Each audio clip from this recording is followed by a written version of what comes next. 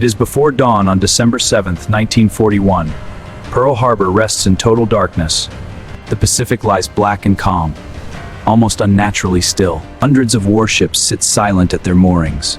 Battleships, cruisers, destroyers, riding easy on the tide. Below decks, sailors sleep soundly, breathing steady, dreaming of home. A faint glow shows from a few portholes. The night watch keeps its lonely vigil. Distant radio chatter crackles across the water. Static. Routine signals. Nothing urgent. The air feels heavy, thick with salt and diesel. A cool breeze barely stirs the flags. Everything seems peaceful, perfectly ordinary. Yet high above the clouds, something is moving. Something the sleeping fleet cannot see. Tension builds slowly. Waiting. No one stirs. No alarms sound. Not yet. But the Pacific is no longer empty, and catastrophe is already on its way. Half a world away, the storm had already begun. Japan's empire was starving for resources. For 10 years, its armies had pushed deep into China. Millions dead. Cities in ruins. Still, the war dragged on. By 1940, Japanese forces turned south. They seized French Indochina.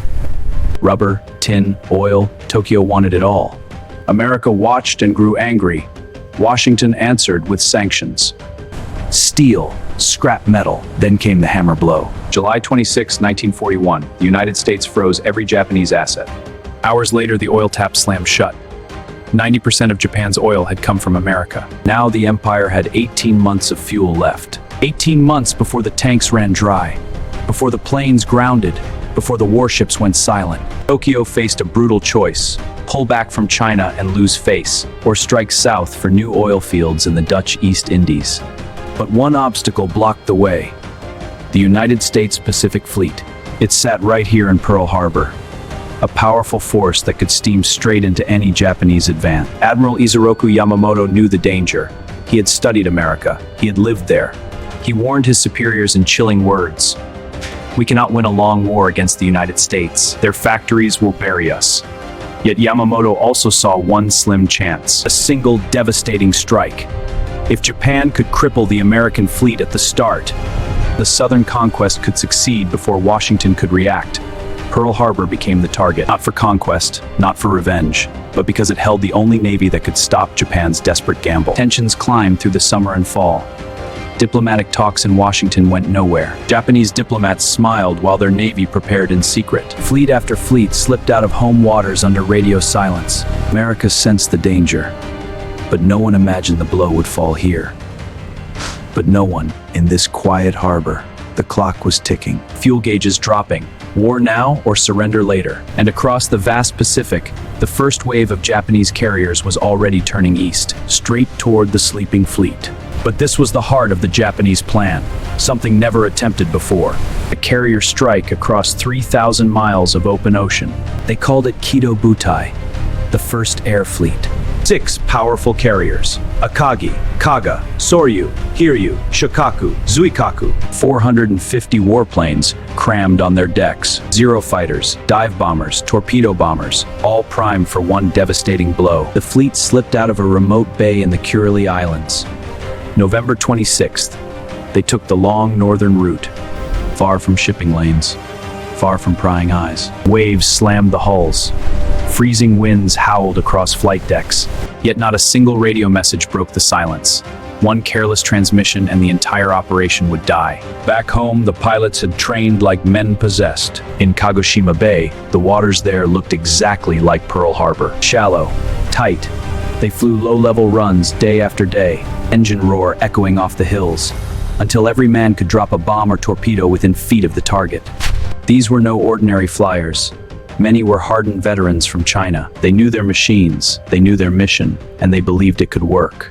But Pearl Harbor was only 45 feet deep. Standard torpedoes would plunge straight to the bottom. Japanese engineers solved the problem in weeks. They fitted special wooden fins to the Type 91 torpedoes.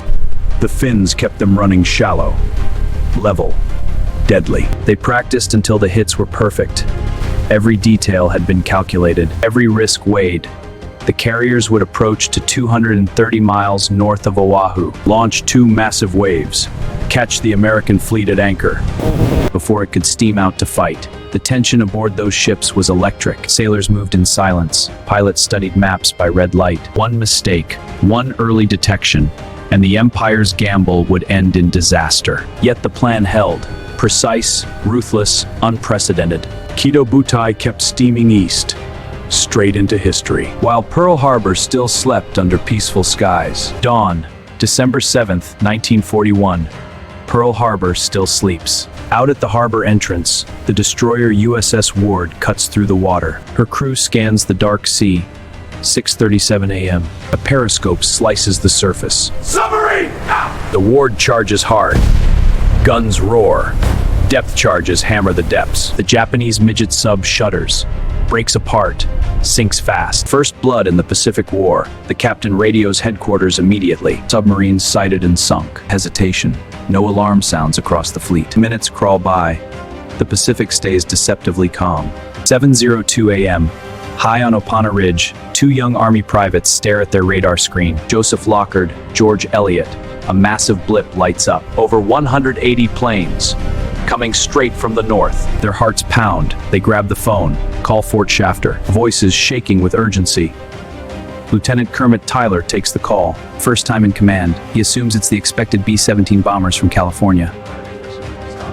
Confusion spreads like fog. No one connects the sunken submarine to the giant blip in the sky. Reports drift. Communications fail. Senior commanders stay certain. Japan would never dare strike Pearl Harbor. Not here. Not now. On the ships, sailors begin rising for breakfast. Some stroll on deck, coffee in hand. Laughter carries across the water. Guns stand unmanned. Planes parked wingtip to wingtip. Ammunition locked away. Every warning is brushed aside. Yet high above the clouds, the first wave of Japanese aircraft is already descending. Engines screaming, pilots locked on target. Disaster is now minutes away, and Pearl Harbor has no idea. 7:48 a.m., hell drops from the clouds. Hundreds of Japanese aircraft thunder over Pearl Harbor. Engines shaking the sky. Torpedo bombers streak in low, hugging the waves. White trails slicing the water. Dive bombers roll over and plunge. Then the first hammer blow. A shattering explosion rips through the USS Oklahoma. The battleship lurches violently. Seconds later, the West Virginia takes 2 brutal hits. Towering columns of water and flame blast skyward. Sailors are hurled across steel decks, faces frozen in disbelief. Shock turns to raw terror. Zero fighters scream in at mast height, machine guns blazing. Bullets rip across Ford Island. American planes parked wingtip to wingtip erupt in flames. One after another, men sprint desperately across the tarmac. Some never make it. Dive bombers howl down on Hickam Field. Bombs tumble free. Hangars vanish in roaring fireballs. Barracks collapse in clouds of dust. Wheeler Field is torn apart next. Explosion after explosion. Thick black smoke boils upward, choking the bright Sunday sky. Sailors pour from below decks, half-dressed, eyes wide with fear. They claw toward battle stations. Some pound on locked ammunition rooms. Others grab rifles with shaking hands. The harbor water catches fire. Thick oil spreads burning from ship to ship. Engines roar overhead. Explosions shake the earth. Screams cut through the smoke. No one was ready. No one believed it could happen here. Chaos swallows the fleet whole, and this is only the first wave. While the fleet burns in the harbor, the Japanese wheel toward the airfields. Their plan is merciless. Crush American air power before it can rise. Wheeler Field takes the first savage strike. The Army's May 40 Warhawks sit wingtip to wingtip. Easy prey. Dive bombers scream down from the sky. Bombs tumble free. The flight line explodes in fireballs. Plane after plane bursts into flames. Pilots sprint from barracks, hearts hammering, faces twisted in horror. They reach the tarmac just in time to watch their fighters die. Some leap into cockpits anyway. Engines cough and stall. Too late. Zeros streak in low and fast. Machine guns hammering. Bullets rake the field. Ground crews dive for cover. Others fire rifles upward in helpless rage. Then Hickam Field takes the hammer blow. Heavy bombers roar overhead. Hangars vanish in roaring fireballs. Barracks collapse in clouds of dust. Fresh B-17 flying fortresses, just landed from California, sit helpless. Wings torn off. Fuselages burning fiercely. Mechanics run in blind panic. Many never make it 10 steps. Thick black smoke boils upward from both bases, choking the bright Sunday sky. In minutes, the Japanese achieve their goal. Nearly every American plane on Oahu lies wrecked, burning. Pilots stand frozen amid the flames. While the airfields burn, the Japanese turn their full fury on Battleship Row. 8 American battleships sit moored side by side, helpless, packed tight. Torpedoes streak through the water, white wakes cutting straight for steel. The USS Oklahoma takes the first savage hits. 5 torpedoes slam home. The mighty ship lurches violently to port. Sailors slide across tilting decks. She rolls faster. Hundreds of men are trapped below as she capsizes. Her massive hull turns completely over. Propellers rise into the air. She settles upside down, a steel tomb for 429 souls. Right beside her, the USS West Virginia shudders under 7 torpedo strikes. She begins sinking fast. Her crew fights desperately. They counterflood compartments to keep her upright. Burning oil laps at her sides. Medics drag badly burned sailors onto the deck, their skin blistered and raw. Eyes full of horror. The USS California takes 2 torpedoes low. Then a bomb punches deep. She starts sinking slowly. Her crew battles rising water. But the sea keeps coming. Thick black smoke chokes the sky. Then comes 8:06 a.m. A single bomb falls from above.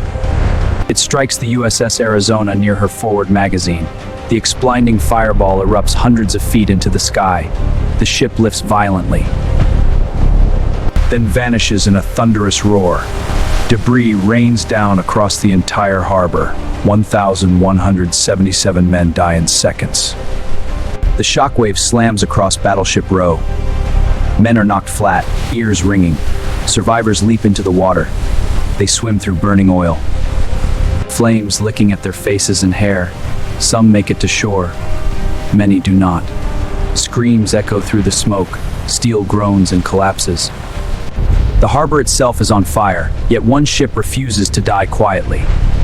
The USS Nevada takes a torpedo early, but her captain sees his chance. He orders the ship underway. Engines roar to life. She begins moving down the channel, guns blazing back at the sky. A lone defiant battleship amid total ruin, Battleship Row has become a slaughterhouse. Oklahoma capsized, Arizona gone in one horrific blast. West Virginia and California settled on the bottom. Trapped sailors still pound on bulkheads beneath the water, their fists growing weaker, their voices fading. America's Pacific Fleet lies broken and burning, and the horror is far from over. The horror is far from over. 8:50 a.m. The second wave strikes. 167 more Japanese planes scream out of the north. Dive bombers, level bombers, Zeros. Ends time, America fights back. Anti-aircraft guns roar to life across the burning harbor. Every ship still able to fire unleashes hell. Tracers rip upward. Black explosions bloom in the sky. A Japanese dive bomber takes a direct hit. It spins wildly, trailing fire and smoke, crashes hard into the sea. Sailors cheer through the chaos, faces black with oil. eyes burning with rage. The Japanese press the attack anyway. They hammer the beach Nevada. Bombs slam her deck. Fresh flames race across her superstructure. More explosions tear into already wounded ships. New columns of black smoke climb higher. The harbor has become pure bedlam. Gunners fire until barrels glow red. Bleeding hands, clenched teeth. They refuse to stop.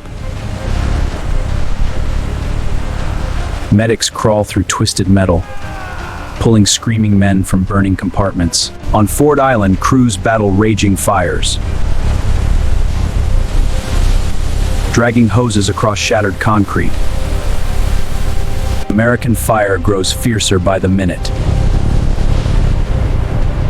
More Japanese planes fall. Some explode mid-air. Others trail smoke and limp away.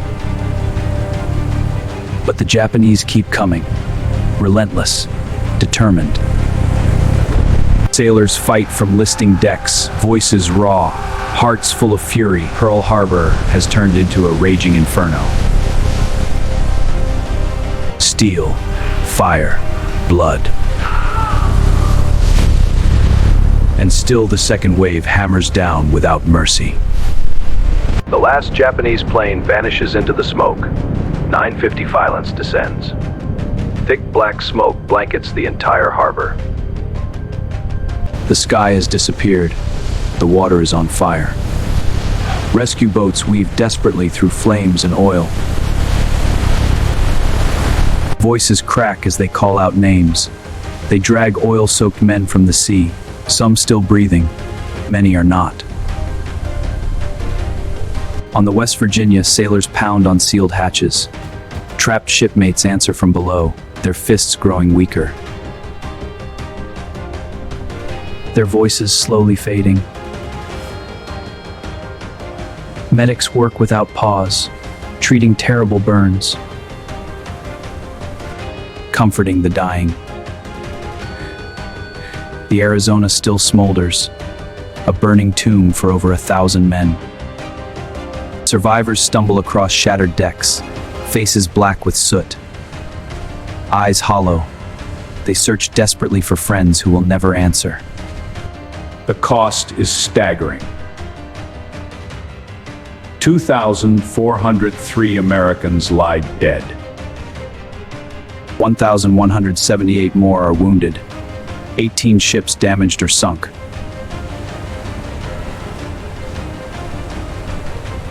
"188 aircraft destroyed on the ground. America's Pacific Fleet has been crippled. Yet even in the ruins, courage refuses to die. Men risk their lives again and again, diving into burning oil to save one more soul. Word races across the nation. Families gather around radios, from California to New York.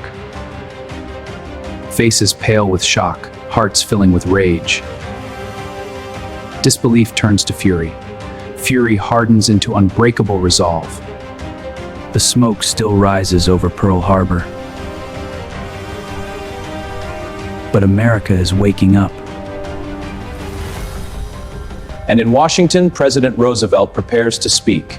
His words will change the world forever. In Washington, President Franklin Roosevelt prepares, pen in hand, words heavy with purpose. December 8th, 1941. He steps to the podium, Congress packed, chamber deathly silent. Roosevelt grips the microphone, voice steady, grave. Yesterday, December 7th, 1941, a date which will live in infamy. The chamber explodes. Congress surges to its feet. Roars of fury, fists raised high. Millions listen by radio, families frozen in living rooms. Shock turns to white-hot rage. Young men flood recruiting stations. Lines stretch for blocks. They sign up by the thousands, ready for revenge. Factories roar to life. America mobilizes at lightning speed. That same afternoon, Congress votes, almost unanimous. The United States declares war on Japan. America has entered World War II. A sleeping giant has awakened. The smoke still rises over Pearl Harbor. But the nation is wide awake. And the fight has only just begun. Japan had just made a fatal mistake. The American aircraft carriers were missing. Enterprise, Lexington, Saratoga. All three were safely out at sea that Sunday morning. The Japanese had struck the wrong targets. They crippled the battleships. But the real weapons of the future war escaped untouched. Worse still, the giant oil storage tanks stood completely unharmed. 4.5 million barrels of fuel, enough to power the entire Pacific Fleet for months. The submarine base survived intact. The repair yards remained fully operational. Machine shops, dry docks, all ready to work. Tactically, Pearl Harbor was a stunning victory. Strategically, it was a disaster. Japan had awakened a sleeping giant and left it armed to the teeth. Those missing carriers would soon return. That untouched oil would keep them fighting. Those shipyards would bring the fleet back from the dead. America now burned with pure rage. Its factories roared into war mode. Its sons were already marching to battle. The Pacific was about to become a battlefield of unimaginable scale. Japan had won the opening blow, but they had just guaranteed a long and merciless war, a war they could never win. The smoke still rose over Pearl Harbor. But across the ocean, the real storm was only beginning.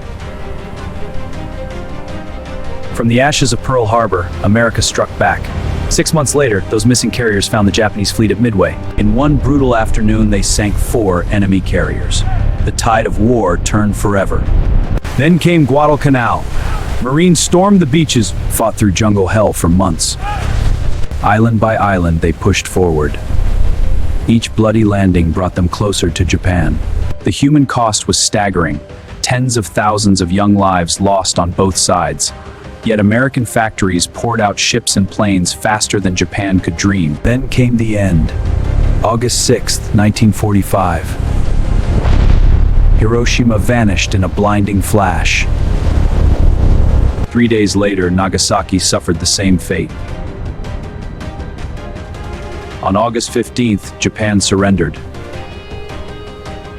The war that began at Pearl Harbor was finally over. One quiet Sunday morning had changed everything. America rose as the world's unchallenged superpower. Its navy ruled the seas. Its industry powered the globe. Yet victory carried a terrible price. Families shattered, lives cut short.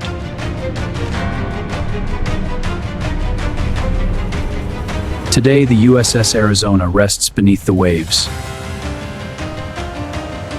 A white memorial spans her broken hull. Oil still seeps slowly from her tanks, like silent tears that never stop. Visitors stand in silence, looking down into the dark water, reading the names of the men who never came home. 1,177 souls remain entombed below. A haunting reminder of what happened here. One morning awakened a sleeping giant.